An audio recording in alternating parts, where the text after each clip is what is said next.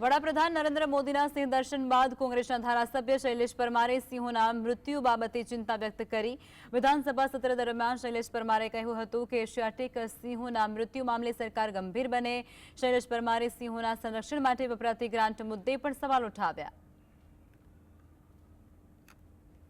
છેલ્લા 5 વર્ષમાં આપ જોશો તો રાજ્યની અંદર એશિયાટિક સિંહોના લગભગ 550 કરતાં પણ વધારે મૃત્યુ થયેલા છે અને એનું મુખ્ય કારણ ગુજરાત સરકાર જે રીતે સાસણગીર વિસ્તારની અંદર ખાણ ખનનનો જે રીતે ગેરકાયદેસર વહીવટ થઈ રહ્યો છે તેની પર બાન નથી।